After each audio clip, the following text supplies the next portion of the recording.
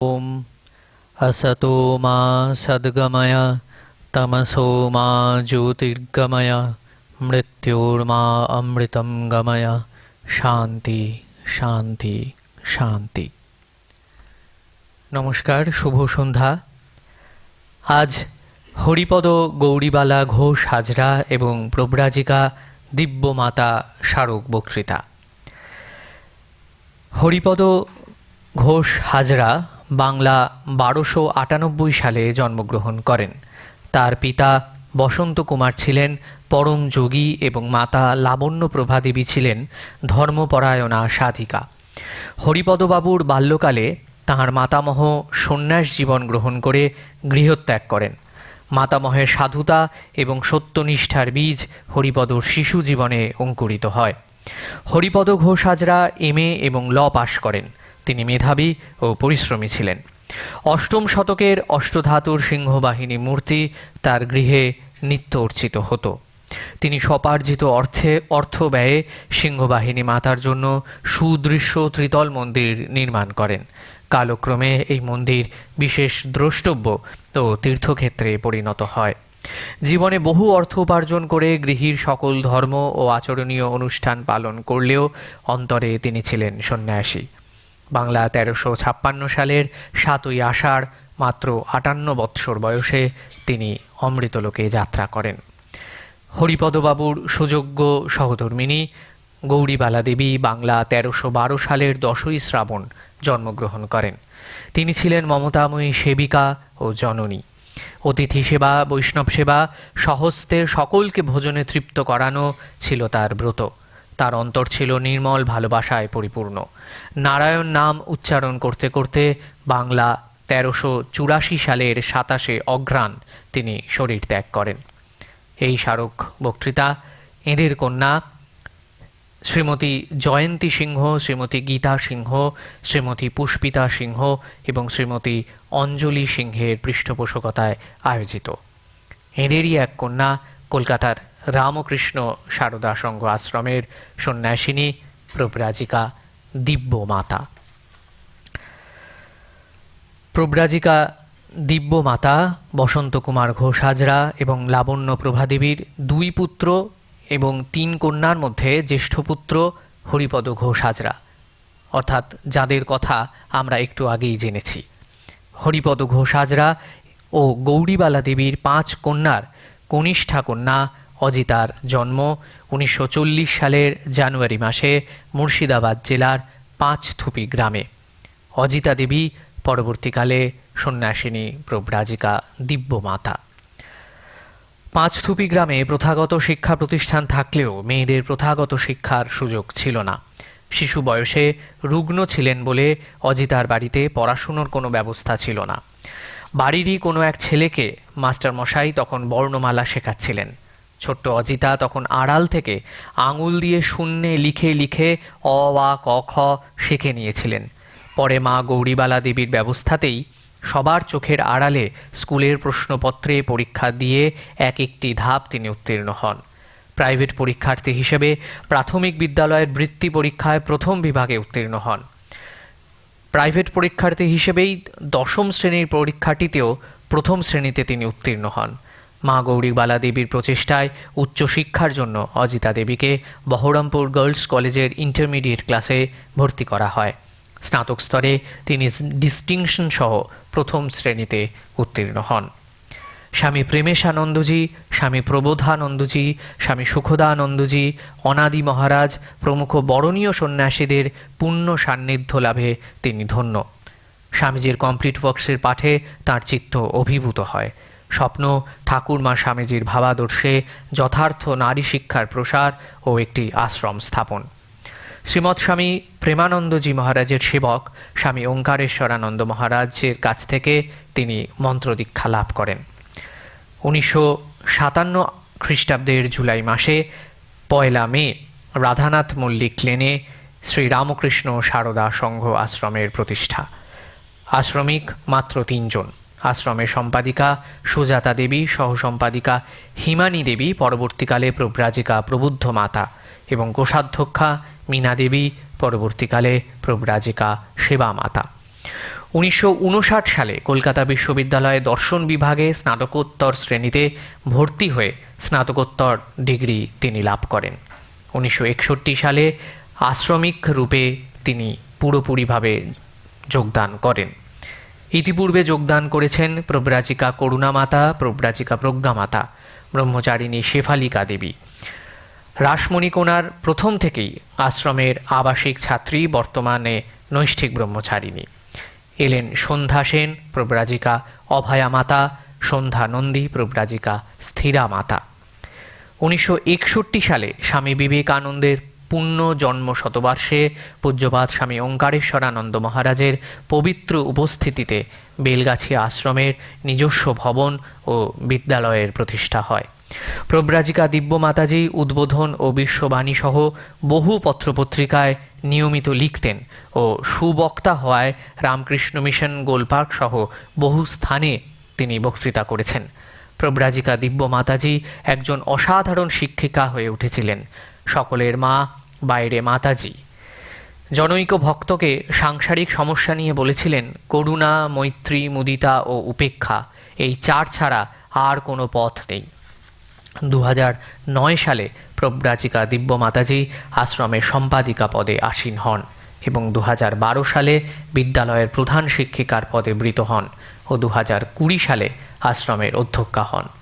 জীবনের শেষ মুহূর্ত পর্যন্ত প্রব্রাজিকা দিব্য মাতাজি যতক্ষণ কথা বলতে পেরেছেন ততক্ষণ তার শিক্ষাদানের কাজটি করে গিয়েছেন। এই কর্মব্যস্ততার মধ্যে এবং সাধনোপুত জীবন 85 বৎসর বয়সে 2025 সালের 22শে ডিসেম্বর শ্রী শ্রী মায়ের পুণ্য জন্মদিনে সকাল 6টার সময় শ্রী রামকৃষ্ণ চরণে বিলীন হয়। একটি যুগের অবসান হল। প্রব্রাজিকা দিব্য মাতা স্মারক বক্তৃতা শ্রী রামকৃষ্ণ সারদা সংঘ, বেলগাছিয়ার পৃষ্ঠপোষকতায় আয়োজিত। আজ হরিপদ গৌরীবালা ঘোষ হাজরা এবং প্রব্রাজিকা দিব্য মাতা স্মারক বক্তৃতা প্রদান করবেন প্রব্রাজিকা বেদরূপ প্রাণা মাতাজি, প্রিন্সিপাল রামকৃষ্ণ সারদা মিশন, বিবেকানন্দ বিদ্যা ভবন। মাতাজির আলোচনার বিষয় রামকৃষ্ণ দর্শনে শ্রদ্ধা ভক্তি। আমি তাকে অনুরোধ করি তিনি তার আজকের ভাষণ শুরু করুন।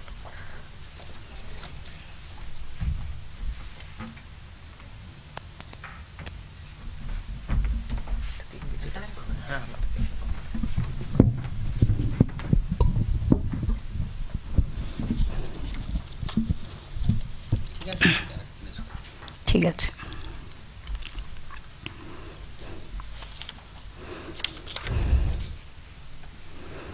ওম জননীং শারদাং দেবীং রামকৃষ্ণং জগদ্গুরুং পাদপদ্মে তয়ো শ্রিত্বা প্রণমামি মুহুর্মুহু।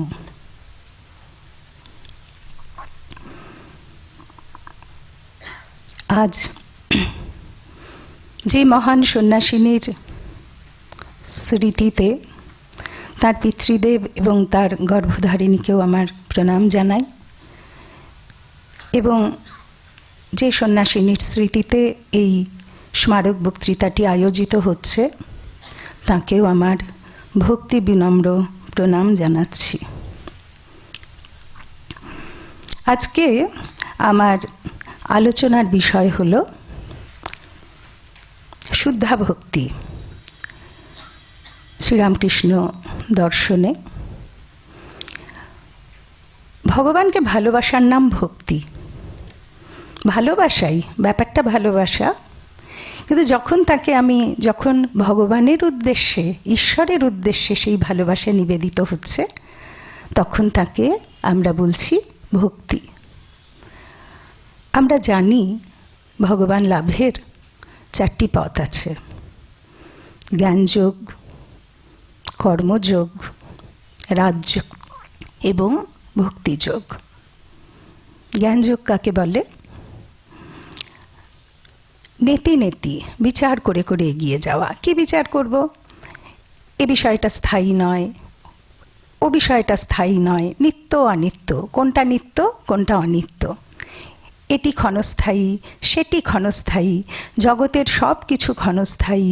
তাহলে স্থায়ী বস্তুকে, সেই ত্রিকাল অবাধিত পারমার্থিক সত্তা, তিন কাল অতীত বর্তমান ভবিষ্যতে যিনি বিরাজমান, আমি বিচার করতে করতে সেই জ্ঞানে পৌঁছে যাচ্ছি। রাজযোগ কি? কতগুলি সাধনার অঙ্গ আছে। যম, যম, নিয়ম, আসন, প্রাণায়াম, প্রত্যাহার, ধারণা, ধ্যান, সমাধি। এই যে 8টি অঙ্গ, 8টি পথ, সেটি অভ্যাসের মাধ্যমে চিত্তশুদ্ধি এবং শ্রেয় প্রাপ্তি, সেই যে পথে যাওয়া, সেটি হলো যোগমার্গ বা রাজযোগ। আমি কাজ করছি, কিন্তু সেই কাজের পেছনে আমার কোনো কামনা নেই। আমি কেবলমাত্র কর্তব্য বুদ্ধিতে কাজ করে চলেছি, এছাড়া আমি কিছু চাই না। এটি হলো কর্মযোগ। আর ঈশ্বরকে পরম প্রেমস্বরূপ জেনে তাকে নিজের দেহ, মন, সর্বস্ব অর্পণ করে ভালোবাসার যে পথটি, সেটি হলো ভক্তিমার্গ, সেটি হলো ভক্তিযোগ। ভগবান শ্রীরামকৃষ্ণদেব এই ভক্তিযোগের ওপরে বিশেষ গুরুত্ব দিয়েছেন। তিনি বলছেন, আমি দাস, তুমি প্রভু, আমি ভক্ত, তুমি ভগবান। এই অভিমানের অভ্যাস করতে করতে ঈশ্বর লাভ হয়। কিভাবে? এই অভিমানটি যে তুমি প্রভু, আমি দাস, এই অভ্যাসটি কি করে করতে হবে? শ্রীরামকৃষ্ণদেব সেটিও ভারী সুন্দর করে বলছেন। তিনি বলছেন, ভক্তির মানে কি না, কায়ে মনোবাক্যে তার ভজনা। কায়ে অর্থাৎ হাত দিয়ে তার পূজা সেবা, পায়ে তার স্থানে যাওয়া, কানে তার ভাগবত শোনা, তার নামগুণ কীর্তন শোনা, চোখে তার বিগ্রহ দর্শন, মন অর্থাৎ সর্বদা তার ধ্যান চিন্তা করা, আর বাক্য হলো তার স্তুতি করা, তার লীলা গান করা। এই যে এটি হলো ভক্তি। এইভাবেই ভক্তির অভ্যাস করার কথা ঠাকুর বলেছেন। এই যে ব্যাপারটা, এটা আমাদের চেনা লাগে। আমাদের অষ্টাঙ্গ যোগ কিংবা নেতি নেতি বিচার করে এগিয়ে যাওয়া, বা আমি শুধুই কর্তব্য বুদ্ধিতে কাজ করব, আমার বিন্দু মাত্র কোনো রকম আত্মসচেতনতা থাকবে না, সেগুলোতে যেন আমাদের কেমন মনে হয় আমরা পারবো কি। কিন্তু এ বেশ চেনা চেনা, বেশ তার নাম গান করা যাচ্ছে, তার মন্দিরে যাচ্ছি, এগুলো আমাদের পক্ষে যেন সহজ লাগে। শ্রীরামকৃষ্ণদেবও বলেছেন যে কলিযুগের পক্ষে ভক্তিযোগ, ভক্তিযোগই হল যুগধর্ম। দ্বাদশ অধ্যায়ে শ্রীকৃষ্ণ বলছেন ভক্তিযোগে, ক্লেশ অধিকতরস্তেষাম অব্যক্তাসক্তচেতসাম অব্যক্তা হি গতির দুঃখং দেহবদ্ভিরবাপ্যতে। তাদের বেশি ক্লেশ হয়। কাদের ক্লেশ হয়? যারা অব্যক্তকে উপাসনা করে। অব্যক্ত মানে যা ব্যক্ত নয়, যা প্রকাশিত নয়। আমরা যা প্রত্যক্ষ করি তা প্রকাশিত, বা যা প্রকাশিত তাকে আমরা প্রত্যক্ষ করতে পারি। তাহলে আমরা কি প্রত্যক্ষ করি? আমরা কোনো একটি রূপ বা আকার প্রত্যক্ষ করি। তার মানে অব্যক্ত কথাটার অর্থ হলো নিরাকার বা নিরাকার উপাসনা। এখানে কিন্তু শ্রীকৃষ্ণ স্পষ্ট বলে দিচ্ছেন যে নিরাকার উপাসনা যদি তুমি করো, তাহলে ক্লেশা অধিকতর তেষাম, তাদের ক্লেশ কিন্তু অধিক হয়। যারা এই জগতে আশা আকাঙ্ক্ষা চাহিদা বেদনার মধ্যে রয়েছে, তাদের পক্ষে নিরাকারে মন নিবিষ্ট করা কঠিন। সেই নির্গুণ নিরাকার ব্রহ্মে মনোনিবেশ করা তাদের পক্ষে কঠিন। সেজন্য তাদের জন্য ব্রহ্ম সগুণ। তারা ব্রহ্মকে সগুণভাবে উপাসনা করে। সেই সগুণ ব্রহ্মই হল ঈশ্বর। আমরা ব্রহ্মজ্ঞানের ফল প্রসঙ্গে জানি আত্যন্তিক দুঃখ নিবৃত্তি, পরমানন্দ প্রাপ্তি। আমরা যে জ্ঞান যোগের মাধ্যমে যে জ্ঞানে আমরা পৌঁছাবো, যে পরম জ্ঞান শ্রেয় জ্ঞানে আমরা পৌঁছবো, সেটা কি, তার ফলে আমার কি হবে? আমার সমস্ত দুঃখ চলে যাবে। আর কি হবে? আমি পরমানন্দ পাব। আমার সমস্ত দুঃখ চলে যাবে, এটা বেশ আমরা বুঝতে পারি। আমার কোনো দুঃখ থাকবে না, আত্যন্তিক দুঃখ নিবৃত্তি কথাটা আমরা বুঝি। কিন্তু পরমানন্দ প্রাপ্তি, নিরাকার ব্রহ্মে কোনো কিছু নেই, একমেবা দ্বিতীয়াম, সেটার রূপটা কি হবে? তার চেহারাটা কি হবে? আমাদের মধ্যে এই ব্যাপারটা সবসময় যে স্পষ্ট হয় তা নয়, কিন্তু আমি যদি এটা বোঝার চেষ্টা করি, ভগবান ভক্তের লীলা বিলাস, আমি যদি ভাবি শান্ত, দাস্য, সখ্য, বাৎসল্য, মধুর, এই পাঁচটি ভাবের মধ্যে দিয়ে আমি আনন্দ আস্বাদন করছি, এরকমভাবে যদি আমি বুঝি, অর্থাৎ ভক্তিপথে ভগবানকে আপনার থেকে আপনার জেনে তাকে কাছে পাওয়ার যে আনন্দ, তাকে যদি আমি পরমানন্দের সংজ্ঞারূপে বোঝার চেষ্টা করি, আমাদের পক্ষে ব্যাপারটা বোধগম্য হয়। ভগবান শ্রীরামকৃষ্ণদেব বলছেন যে যিনি ব্রহ্ম তাকেই আমরা মা বলে ডাকি। মা বড় ভালোবাসার জিনিস কিনা? আমরা ঈশ্বরকে মানব দেহধারী রূপে দেখতে চাই, কারণ আমরা তখন তাকে প্রার্থনা করতে পারি, তার উপর নির্ভর করতে পারি। ঠাকুর গানে বলছেন, প্রসাদ বলে মাতৃভাবে আমি তত্ত্ব করি যারে, সেটা চাতরে কি ভাঙবে হাঁড়ি, বোঝনারে মন ঠাড়ে ঠোরে। ঠাড়ে ঠোরে বুঝতে বলছেন। কি বুঝতে বলছেন? না, যাকে আমি মা বলছি, যাকে ব্রহ্ম বলা হচ্ছে, তাকেই আমি মা বলছি। এটা তিনি ঠাড়ে ঠোরে বুঝতে বলছেন আমাদের। আমরা পরম প্রেমস্বরূপ রূপে যখন ভগবান শ্রীরামকৃষ্ণদেবের অনুধ্যান করি, যখন জগন্মাতা সারদা দেবীকে অনুধ্যান করি, তাকে মা বলে ডাকি, তখন যে তৃপ্তি বোধ করি আমরা, কেবল নিরাকার সাধনা বা ওঙ্কার সাধনার মাধ্যমে সেই ভাবটিতে পৌঁছাতে আমাদের সময় লাগবে, সেটা আমাদের কাছে অপেক্ষাকৃত কঠিন বোধ হবে। তাই ভগবানকে ভালোবেসে, তার ভালোবাসায় সিঞ্চিত হয়ে তার দিকে যে এগিয়ে যাওয়ার পথটি, সেটিকে অপেক্ষাকৃত সহজ বলে পরামর্শ দিয়েছেন সমস্ত অবতার পুরুষেরা। বেশিরভাগ অবতার পুরুষকে আমরা দেখছি তারা কিন্তু ভক্তিযোগের কথা বলেছেন, ভক্তিভাবে তারা সাধনা করতে বলেছেন।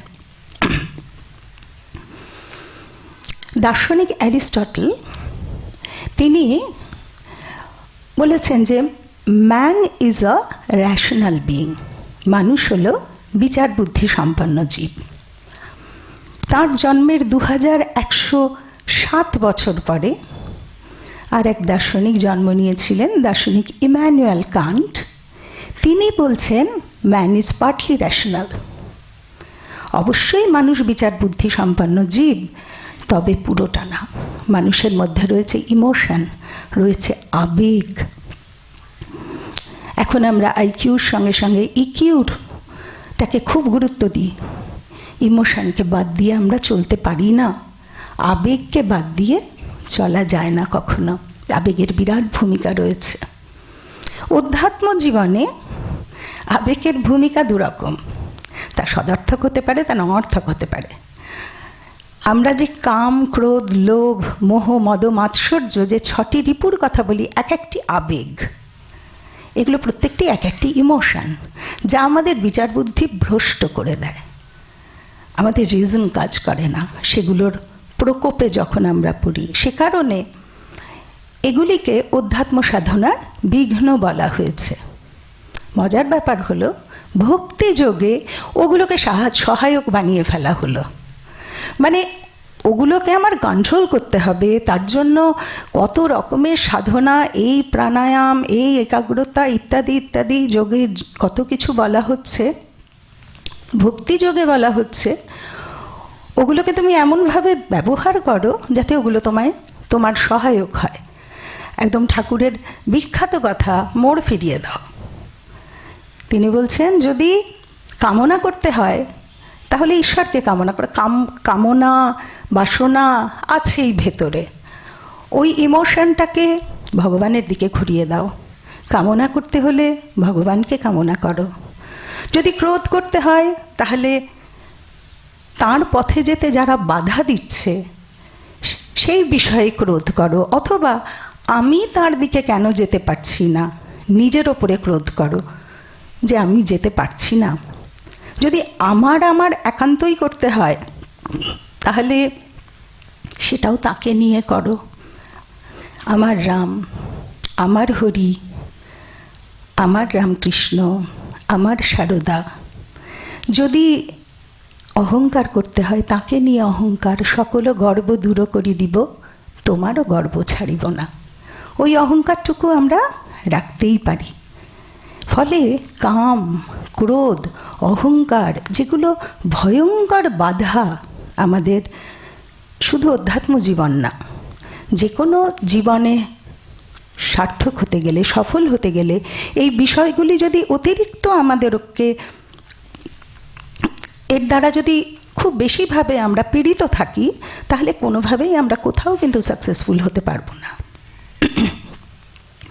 স্বামীজি বলছেন যে ভক্তের পক্ষে তার কোনো আবেগ সংযত করার প্রয়োজন হয় না।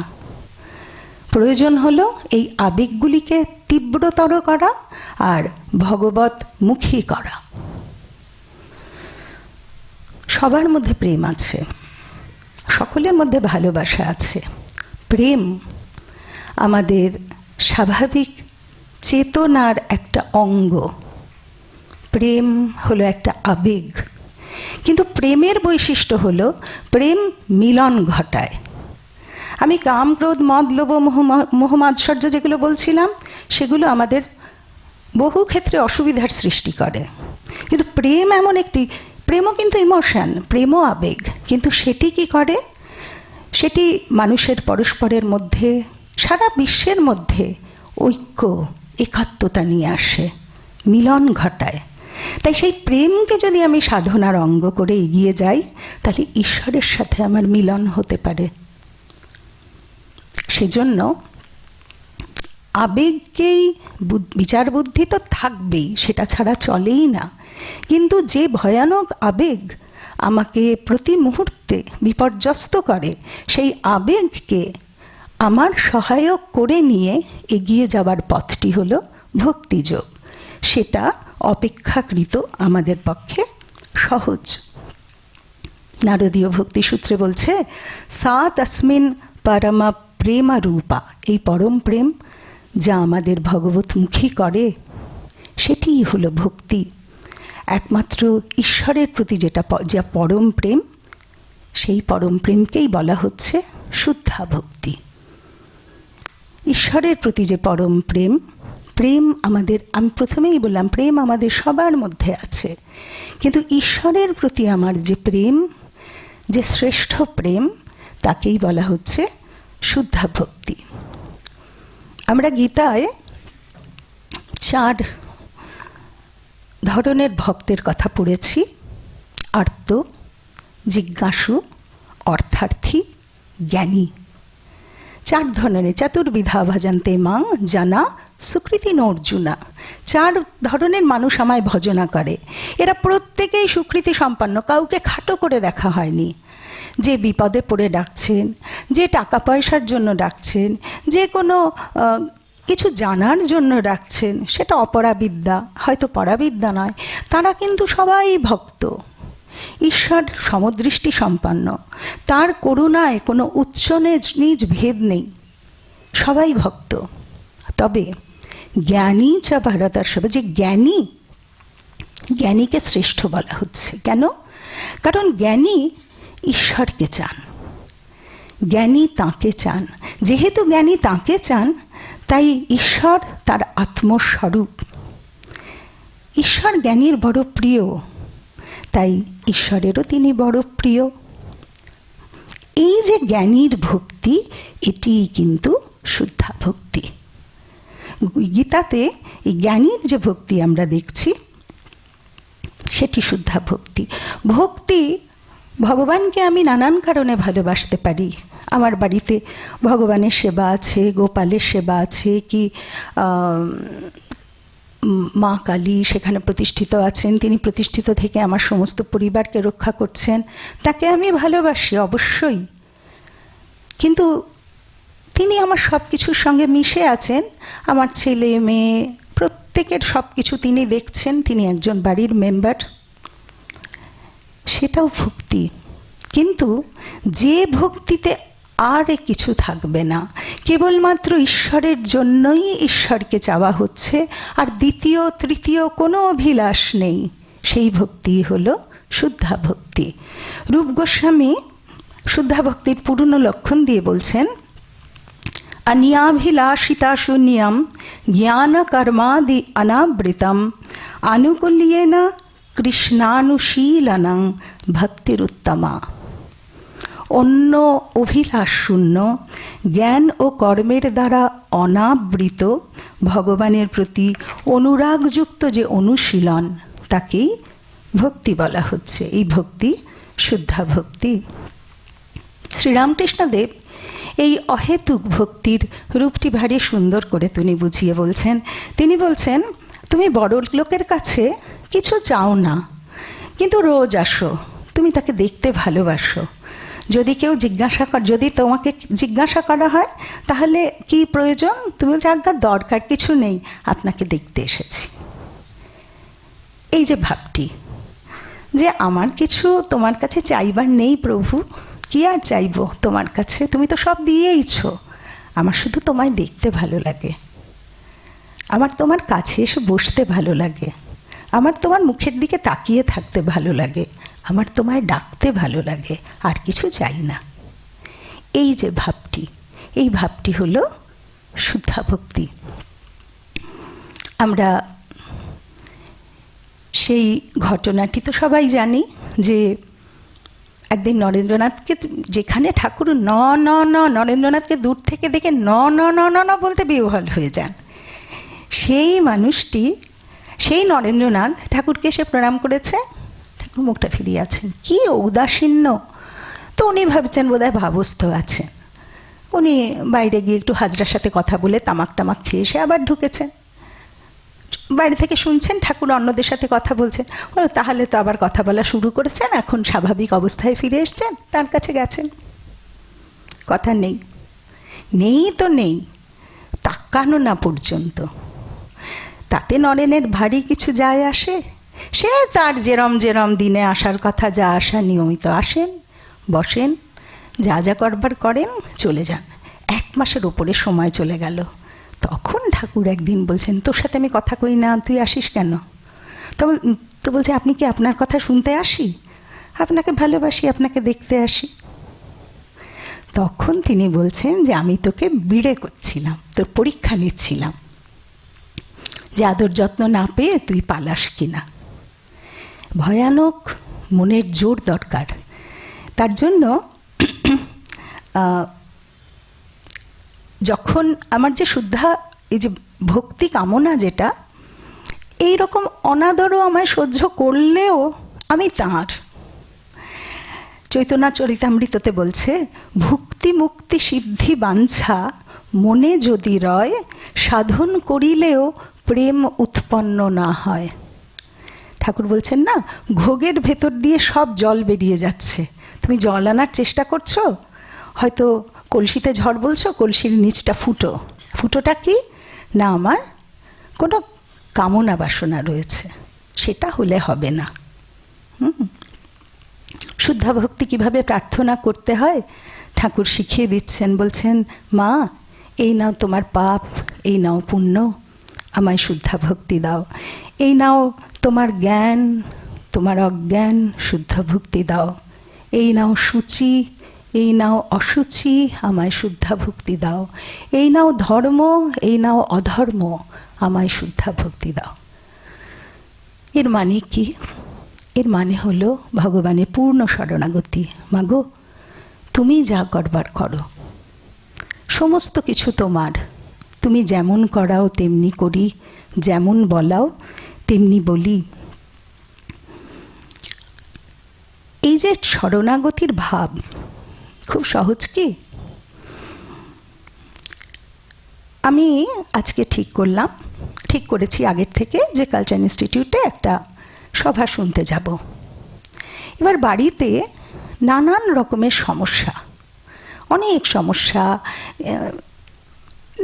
কোনো আমার বাড়িতে অতিথি এসে গেছে, কেউ অসুস্থ হয়ে পড়েছে ইত্যাদি। ইচ্ছা থাকলেও মনে হয় যাওয়া হবে না। হঠাৎ করে জোটপাট হয়ে গেল, কেউ এলো, আমি চলে আসতে পারলাম। আমি বললাম, ভগবান কৃপাময়, দয়াময়, সত্যি তিনি কি সব সময় আমার সুবিধে করে দিচ্ছেন, সব সময় আমায় দেখছেন। ঠিক, কিন্তু তিনি আমায় আসতে দিলেন না। আমার আশা হলো না। আমার মনে প্রবল ব্যাকুলতা ছিল, কিন্তু আমি পেরে উঠলাম না। তখনও মনে সামান্য দুঃখ না রেখে আমি যদি বলতে পারি, তোমারও ইচ্ছা হোক পূর্ণ করুণাময় স্বামী, সেটি হলো ভক্তি।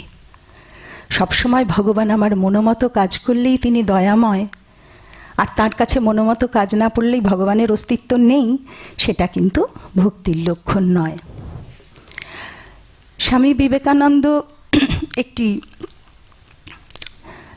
স্তব লিখেছেন, অম্বা স্তোত্র।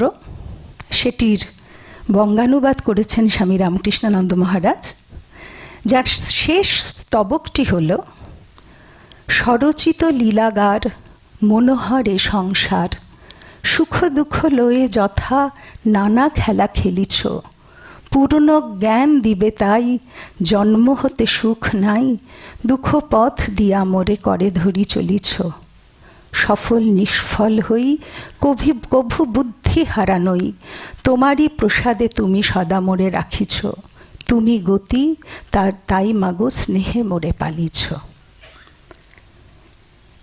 সফল নিষ্ফল হই কভু বুদ্ধি হারানই। আমি সফল হই বা নিষ্ফল হই, আমি জানি যা কিছু হচ্ছে তুমি করছো, এ আমার তোমার স্নেহের প্রকাশ। আমাদের এক প্রাচীন মাতাজি, প্রব্রাজিকা অসিতা প্রাণা মাতাজির কাছে একটা গল্প শুনেছিলাম। আমি জানি না এটি সত্যি ঘটনা নাকি, বা হয়তো আমার মনে পড়ছে না, সত্যি ঘটনাই সম্ভবত। যাই হোক, এক খ্রিস্টান দম্পতি, এদেশের কথা নয় এবং বহুদিন আগের ঘটনা এটি। এক খ্রিস্টান দম্পতি, সে সময়ে ফোনের চল সেরকম ছিল না, চট করে খবর যেত না এখান থেকে ওখানে। তাদের খুবই ভক্ত সেই দম্পতি। দুটি ফুটফুটে সন্তান তাদের, দুটি ছেলে। স্ত্রী বাড়িতে থাকে, স্বামী অনেক দূরে কাজে যান, তার আসতে বাড়ি ফিরতে সময় লাগে একটু। এবারে বাচ্চা দুটো স্কুলে যায়, স্ত্রী স্কুলে নিয়ে ওরা যায়, আবার ওদের ফেরত দেয়, উনি নিয়ে আসেন। বা একদিন হঠাৎ স্কুল থেকে খবর এলো যে কিছু একটা জলে ডুবে হোক বা ফুড পয়জনিং কিছুতে বাচ্চা দুটি মারা গেছে। বাচ্চা দুটি থেকে বাড়িতে এনে দিয়ে গেল ওরা। সেসব জায়গাগুলো তো বিচ্ছিন্ন, মানে আমাদের কলকাতা শহরের মতো নয়, কিছু হলে বহু মানুষ ঝাঁপিয়ে লাফিয়ে আসবে, সেসব নয়। স্বামীকে খবর দেওয়াও সম্ভব হয়নি। স্বামী ফিরে এসেছেন নির্দিষ্ট সময়ে, স্ত্রী দরজা খুলে দিয়েছেন, স্বামীকে বসতে বলেছেন চেয়ারে, জল টল দিয়েছেন। তারপরে বলছেন, তোমার একটা কথা বলার আছে। তোমার কোনো প্রিয় জিনিস যদি যীশুখ্রিস্ট এসে চান, তিনি তাহলে তুমি কি করবে? তিনি ধরো তোমায় কোনো জিনিস দিয়েছেন, তারপরে তোমার কাছে চেয়েছেন, তুমি কি করবে? বলে যীশুখ্রিস্ট চেয়েছেন, তাকে আমায় দিয়ে দিতেই হবে। বলে তিনি আমাদের খুব মূল্যবান দুটি উপহার দিয়েছিলেন, তিনি আজকে চেয়ে নিয়ে চলে গেছেন। বলে মা সেই মৃতদেহের কাছে বাবাকে নিয়ে গেল। ইদং বক্ষং প্রসৃতং চিরায় তদ বজ্রপাতং করুণেতি মানিয়ে। আমার এই বক্ষ প্রসারিত প্রভু, তোমার বজ্রপাতও আমার কাছে করুণা। এই হলো শুদ্ধা ভক্তি। যে ভক্ত, তাকে যে কোনো অবস্থাতে বলতে হবে, তুমি সত্য, যা করছো তুমি আমার মঙ্গলের জন্য করছো, তোমার প্রতি ভালোবাসার আমার এক কণাও বিচ্যুতি হয়নি। ভগবান শ্রীরামকৃষ্ণদেব বলছেন মাস্টারমশাইকে যে এই শুদ্ধা ভক্তি না হলে গতি নেই, এই শুদ্ধা ভক্তি ভগবান লাভের উপায়। এই শুদ্ধা ভক্তি যখন আমার মনে আসবে, তখনই কিন্তু আমি ভগবান লাভ করতে পারবো। ঠাকুর সে গান গাইতেন, আমি মুক্তি দিতে কাতর নই, শুদ্ধা ভক্তি দিতে কাতর হই। আমার ভক্তি যে বা পায়, তারে কে বা পায়, সে যে সেবা পায় হয়ে ত্রিলোক জয়ী। তিনি বারে বারে বৃন্দাবনের গোপ গোপিনীর কথা বলেছেন। শ্রীকৃষ্ণের জন্য তাঁদের যে আকুলতা, তাঁদের যে ভক্তি, সেটাকে তিনি শুদ্ধা ভক্তির উদাহরণ বলছেন। একবার শ্রীকৃষ্ণের তখন দ্বারকাধীশ শ্রীকৃষ্ণ, মাঝখানে অনেকগুলো দিন চলে গেছে, বৃন্দাবন ছেড়ে মথুরায় গেছেন, অনেক অসুর টসুর বিনাশ করে দ্বারকায় গেছেন। সেই দ্বারকাধীশ শ্রীকৃষ্ণের মাথা ব্যথা করছে। মাথা ব্যথার কি তার উপশম হতে পারে? ভক্তের পায়ের ধুলো। ভক্তের পায়ের ধুলো মাথায় দিলে তবে তার মাথা ব্যথা কমবে। এবার ভক্তের পায়ের ধুলো কার সাহস? বলে ওরে বাবা, শ্রীকৃষ্ণের মাথায় আমার নরক গমন হবে, কি করে দেব? গোটা দ্বারকাতে এত তারা ভক্ত আছে, শ্রীকৃষ্ণকে ভালোবাসে, কিন্তু কেউ সাহস করছে না আমার পায়ের ধুলো ভগবানের মাথায়, এটা কি হয় নাকি? শ্রীকৃষ্ণ উদ্ধবকে বললেন বৃন্দাবনে যাও, বৃন্দাবনে গিয়ে ওদের গোপ গোপিনীকে বলো। যেই ওরা বললো, বলে কত ধুলো নেবে, নিয়ে যাও, পা ঝেড়ে ঝেড়ে ধুলো নিয়ে যাও। আমাদের বৃন্দাবন বিহারীর মাথা ব্যথা করছে, তাতে আমাদের শত নরক হোক পায়ে গেলে, কিন্তু তার মাথা ব্যথাটা তো কমবে। এই হলো বৃন্দাবনের শুদ্ধা ভক্তি। ঠাকুর বলছেন না, রাধাকৃষ্ণ মানো আর না মানো, ওই টানটুকু নাও। তো এই শুদ্ধা ভক্তি লাভের উপায় কি? মাস্টারমশাই ঠাকুরকে জিজ্ঞেস করছেন যে ঈশ্বরকে কি দর্শন করা যায়? তিনি তখন বলছেন অবশ্য করা যায়, মাঝে মাঝে নির্জন বাস, তার নাম গুণকীর্তন আর বস্তু বিচার, এটা বলছেন। আমরা বেদান্ত সাধনার ক্ষেত্রে সাধন চতুষ্টয়ের কথা পড়ি, যে কিনা সাধনা তপস্যায় যাবে, তার 4টে গুণ থাকতে হবে অধিকারী হতে গেলে। কি কি? 4টে গুণ না, তার 4টি প্র্যাকটিস, সাধনা থাকতে হবে। কি কি? একটি হলো নিত্যানিত্য বস্তু বিবেক, নিত্য এবং অনিত্য, কি ক্ষণস্থায়ী এবং কাজ কি চিরস্থায়ী, এই দুটোর মধ্যে বিচার বুদ্ধি থাকবে। দ্বিতীয় হলো ইহামূত্র ফলভোগ বিরাগ, এখানে এবং স্বর্গলোক, এই লোক বা অন্যান্য লোকে যা কিছু ভোগ্য বিষয় আছে তা আমার চাই না। তৃতীয় হলো সমাধি ষট সম্পত্তি। এই যে 6টা সম্পত্তির মূল সার বিষয়টা মোটামুটিভাবে ইন্দ্রিয় নিগ্রহ, বহিরিন্দ্রিয় এবং অন্তরিন্দ্রিয় নিগ্রহেরই বিভিন্ন রকমের ডিসিপ্লিন। চতুর্থ হলো মুমুক্ষুত্ব, মুক্তির ইচ্ছা। এই 4টে যদি থাকে তবে একজন অধিকারী হয়। আমরা দেখব সব রকম যোগেই কিন্তু এই চারটের কথা আছে, এদিক করে বা ওদিক করে, ভক্তিযোগেও আছে। এই যে ঠাকুর বলছেন বস্তু বিচার, বস্তু বিচার মানে কিন্তু ওই সদসৎ বিচার।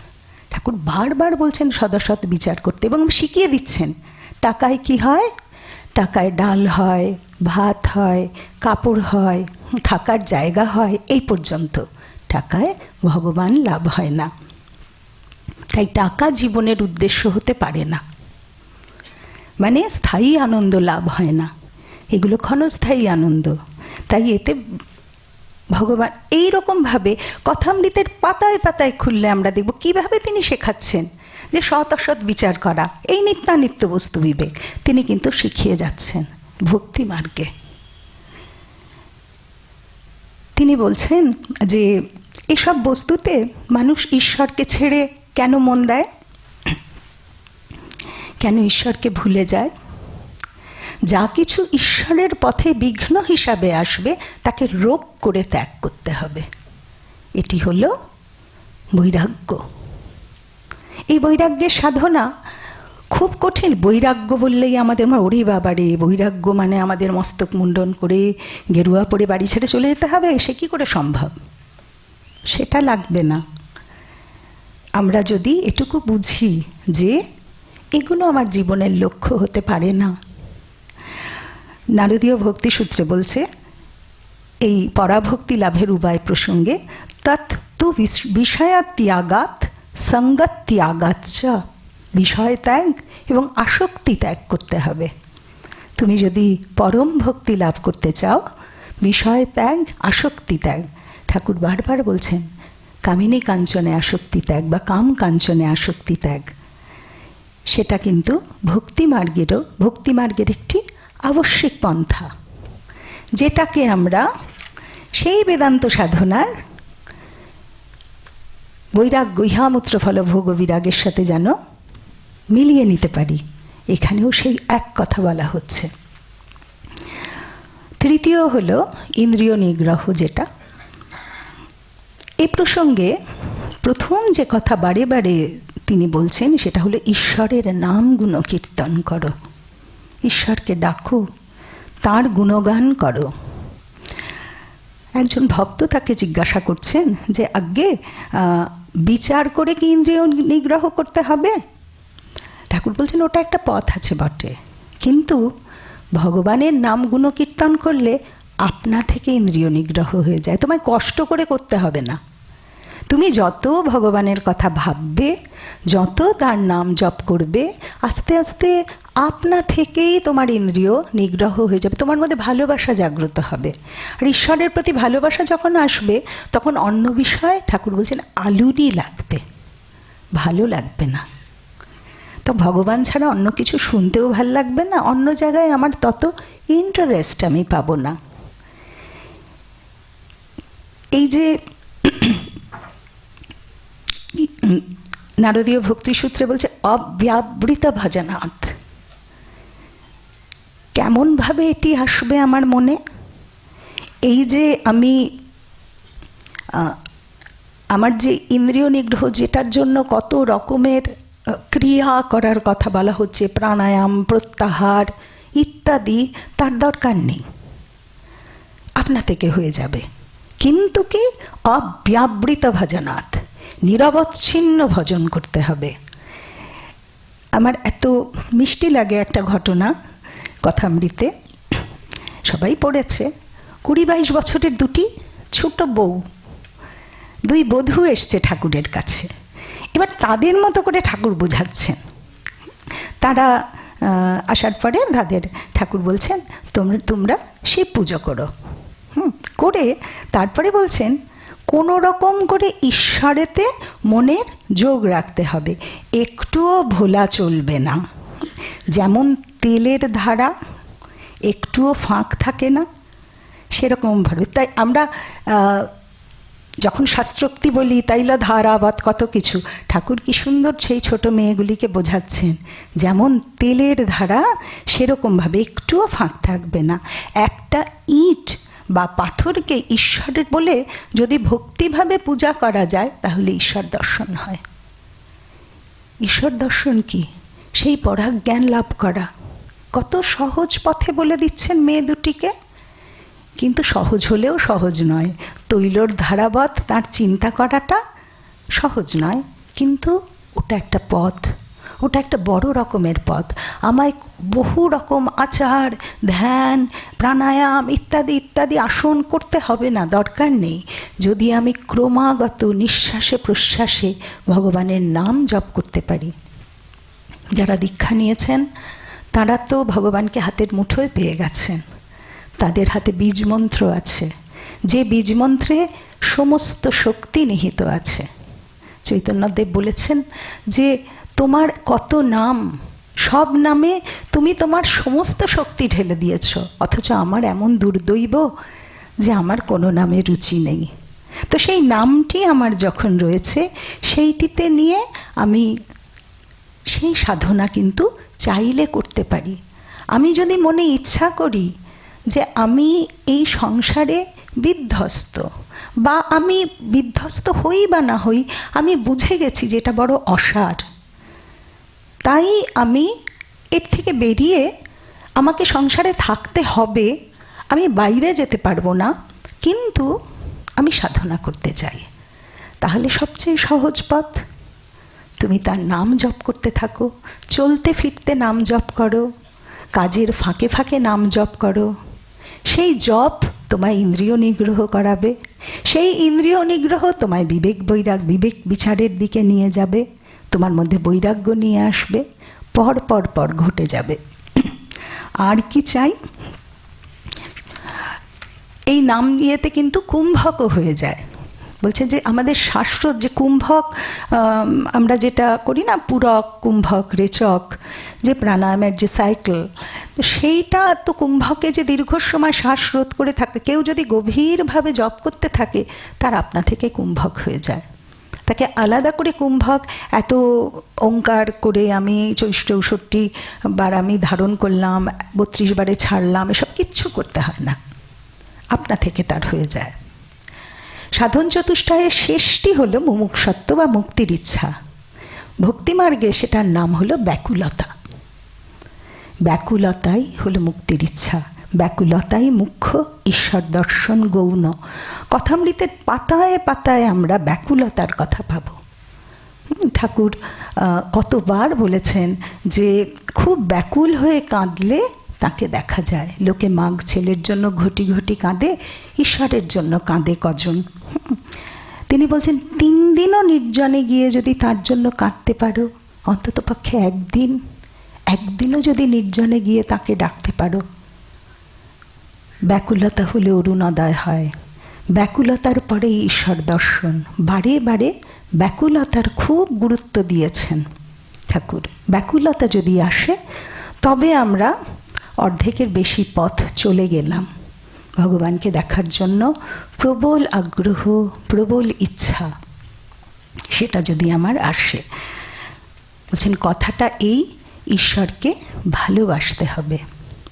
এই যে এত কিছুর মাধ্যমে আমি কোন বস্তু খোঁজে আমি এই এত সাধনার কথা বলছি, সেটা হলো সেই ভক্তি, সেই পরাভক্তি, সেই পরম প্রেম। তার জন্য এত কথা আমরা বলে যাচ্ছি। এই ভক্তি বলছেন শুদ্ধা ভক্তি, ঠাকুর বলছেন যে শুদ্ধা ভক্তি ভগবানের কেমন প্রিয়, যেমন খোল দেয়া জাব গরুর প্রিয়, গপ গপ করে খায়। যখন ভগবান, কেউ যখন ভক্ত, এরম শুদ্ধ ভক্ত থাকে, ভগবান তখন যেন আর নিজের গণ্ডির মধ্যে থাকতে পারেন না। তিনি শ্রীরামকৃষ্ণদেব তিনি শুদ্ধা ভক্তির লক্ষণ বলছেন। কি লক্ষণ? না জগৎ ভুল হয়ে যাবে, এত ঈশ্বরে ভালোবাসা যে বাহ্য জ্ঞান থাকবে না। ভগবানের ভালো প্রতি আমরা নাগ মহাশয়ের কথা, নাগমশাইয়ের কথা পড়ি না, কীরকমভাবে তিনি আসছেন যখন মার কাছে এসে অন্যরা বলছে মা ও কি পাগল, মাথায় শালপাতা ঘষছেন প্রসাদের, এটা আপাতভাবে লোকের দেখে মনে হবে পাগল, কিন্তু তা নয়। প্রেমোন্মাদ, ঠাকুর বলছেন না, প্রেমোন্মাদ। তার নিজের তো হতোই, তার সন্তানদেরও হতো। তিনি নিজে চৈতন্যদেবের কথা বলতেন। দ্বিতীয় লক্ষণ হলো নিজের দেহ যে এত প্রিয় তাতে মমতা থাকবে না। যে শুদ্ধ ভক্ত তার নিজের দেহের দিকে থাকবে না, দেহবোধ রাহিত্য, দেহবোধই তার থাকবে না, দেহবোধ চলে যাবে। এটা একটা সত্যি ঘটনা বলছি, যেটা আমি যিনি প্রত্যক্ষ করেছেন তার কাছ থেকেই শুনেছি। নর্মদায় আমরা ওঙ্কারেশ্বরে গিয়েছিলাম একবার তীর্থবাসে। সেখানকার যিনি রাজপুরোহিত, ভদ্রলোকের নাম রমেশ চন্দ্র পাটসাই, বৃদ্ধ মানুষ, তিনি আমাদের অনেক গল্প বলতেন। তার অনেক অভিজ্ঞতার কথা আমাদের বলতেন, গল্প করতেন। তার ভেতরে একটি এরকম, সেখানে যারা ওঙ্কারেশ্বরে গেছেন তারা জানেন যে মূল যে নর্মদা নদীর এপারে ওঙ্কারেশ্বর তো দ্বীপের মধ্যে, অপর পারে ব্রহ্মাপুরী আছে, বিষ্ণুপুরী আছে, দুটো মন্দির। যদিও ওখানে শিবেরই, কিন্তু ব্রহ্মাপুরী বিষ্ণুপুরী বলা হয়। এবং বিরাট পাহাড়ের মতো ওপরে সেই ব্রহ্মাপুরীতে এক বৃদ্ধা থাকেন। প্রতিদিন রাত 3টের সময় তিনি খঞ্জনি বাজান, খঞ্জনি বাজিয়ে ভগবানের নাম করেন প্রত্যেক দিন। মানে ওটা যেন ঘড়ির কাঁটা, অ্যালার্ম। আর তখন এই ক্যান্টিলিভার ব্রিজটা ছিল না, এমনি নদীতে তখন নৌকোতে পারাপার হতো। ওই যে এত, ফলে প্রচুর জনসমাগম ছিল না, ফাঁকা জায়গা। ওই 3টের সময় যে তিনি খঞ্জনিতাটা টুং টুং করে বাজাতেন, তার সমস্ত ধ্বনিত প্রতিধ্বনিত হতো সমস্ত ওই অঞ্চল জুড়ে। ওঙ্কারেশ্বরে সেই রমেশজি, তার তো কম বয়সী, তিনি শুনতেন। এবং তিনি ওই 3টেই ওনার ঘন্টাটা শুনলেই তিনি বুঝতেন সময় হয়ে গেছে। তিনি উঠতেন, উঠে ওঙ্কারেশ্বরজিকে তুলে সব কিছু করে আবার একটু চলে আসতেন শুয়ে তারপরে উঠে গিয়ে পুজো শুরু হতো। পুজো হতে দেরি হতো। এবারে একদিন উনি বলছেন যে ঘন্টা বাজছে না। কেন ঘন্টা বাজছে না? ওনার না কেমন, ঠিক আছে ঘন্টা বাজছে না, উনি ওনার মতো সময় উঠেছেন, সব করেছেন, ওঙ্কারেশ্বরকে তুলেওছেন। তারপরে খুব চিন্তা হচ্ছে, ভেতরে একটা কেমন করছে যে ও ঘন্টাটা বাজছে না কেন। তো নিচে দেখছেন একজন মাঝি তখন আছে ওখানে। তো বলছেন আমায় তাড়াতাড়ি ওই পারে নিয়ে যাও। মাঝি বলছেন ও তো সবাইকে চেনে, আর উনি পুরোহিত। মাঝি ওকে নিয়ে যেতে যেতে বলছে যে আজকে নর্মদাতে আসার সন্ধ্যাল দেখলাম একটা মৃতদেহ ভাসছে। বলছে মৃতদেহ ভাসছে, তাড়াতাড়ি মৃতদেহর কাছে নিয়ে যাও। কেমন ওর লাগছে, তাড়াতাড়ি এটা নিয়ে গেছে। নিয়ে যাওয়ার পরে ও খানিক বড় দূর থেকে দেখে বুঝতে পারছে সেই বুড়ি। তখন আরও কাছে নিয়ে গেছে, নিয়ে গিয়ে দেখছে ওই পাহাড়ের খাঁজে বৃদ্ধা জলের ওপরে শোয়া, ডুবে যায়নি শরীরটি, হ্যাঁ, এরকম চিত হয়ে শুয়ে আছে। তাড়াতাড়ি ওর কাছে, আরও কাছে গিয়ে ধরতে গিয়ে দেখছে এ তো জিন্দা, হ্যাঁ এ তো জীবিত। ঠান্ডা জল, কিন্তু সাদা হয়ে গেছে মহিলার। তাড়াতাড়ি করে মহিলাকে নিয়ে ওপরে গেছে ওরা। জল টলও কিচ্ছু খায়নি মহিলা। হাতে না খঞ্জনিটা এরম ধরা, খঞ্জনিটা পড়েও নি হাত থেকে। মানে উনি ওই অত উঁচু পাহাড়ের যে জায়গা থেকে গড়িয়ে পড়ে গেছেন নিচে, জলে পড়েছেন। তারপরে জলে এমনভাবে ভাসছেন, ভদ্রলোক আমায় বলছে মনে হচ্ছে জলের তলায় কেউ হাত দিয়ে রেখেছে, ভদ্রমহিলা ওপরে ভাসছেন। বলছে আমি তুলে নিয়ে গেলাম, তারপরে ওকে দুধ খাইয়েছে, একটু ছাইয়ে হয়ে ও অবাক হয়ে তাকিয়ে বলছে কি হয়েছে, মানে বুড়ি জিজ্ঞেস করছে কি হয়েছে। তা বলছে আপনি বলুন কি হয়েছে। বলে কিছু তো হয়নি, আমি তো বাজাচ্ছিলাম খঞ্জনি। কিভাবে পড়েছেন, কি হয়েছে তিনি কিচ্ছু জানেন না, কিন্তু মহিলার ওই একটি টানা তিনি ভগবানের নাম গুণ কীর্তন করে চলেন। এই হলো দেহবোধ রাহিত্য, যেটা শুদ্ধা ভক্তির আরেকটি লক্ষণ। এই ভক্তি হলো সেই দড়ি, ঠাকুর বলছেন সেই রজ্জু, যা ভগবানকেও বেঁধে ফেলে। ভগবানও পারেন না তখন থাকতে। সেই যে মসজিদ, জোড়াতলার মসজিদে ঠাকুর তার একটি ভাড়াটে গাড়ি করে ঠাকুর যাচ্ছেন, আর মসজিদে এক ফকির পেয়ারে আজাও আজাও করে ডাকছে, ভগবানকে ডেকে যাচ্ছেন তিনি, সেই ফকির। আর শ্রীরামকৃষ্ণদেব ভাড়াটে গাড়িটা থেকে নেবে তীর বেগে ছুটে গেলেন সেই ফকিরের দিকে, গিয়ে তাকে জড়িয়ে ধরলেন। যিনি দেখছেন তিনি বলছেন যে সেই দৃশ্য আমার সব সময় অন্তরে গাঁথা আছে। স্মৃতিচারণে লিখেছেন তিনি। একটা গান আছে, শ্যামা মা কি কল করেছে, কালী মা কি কল করেছে, 14 পোয়া কলের ভিতরি কত রঙ্গ দেখাতেছে। তিনি কল তৈরি করেছেন। মানুষ কল, আমরা গানটি পুরো পড়লে বুঝতে পারি মানুষ হলো সেই কল, যে কলে শ্যামা মা, যে কলকে নানানভাবে নিজে তার ভেতরে থেকে কলভাবে আপনি ঘুরি জানে নাকে ঘুরাতেছে। তারপর শেষ দুটি এই নানানভাবে কলকে কত চালনা করছেন শ্যামা মা, তারই বিস্তৃত বিবরণ গানটিতে। শেষে বলছেন, যে কলে চিনেছে তারে, কল হতে হবে না তারে, কোনো কলের ভক্তি ডোরে আপনি শ্যামা বাঁধা আছে। বলছেন যে কোনো কোনো কল, সবই তো শ্যামা চালাচ্ছে, কিন্তু কোনো কল ভক্তিতে শ্যামাকে বেঁধে ফেলেছে, তাদের কাছে তিনি আর কিছু করতে পারছেন না। এই যে অমূল্য প্রেম ধন, এই অমূল্য প্রেম রতন, এ তো দুর্লভ।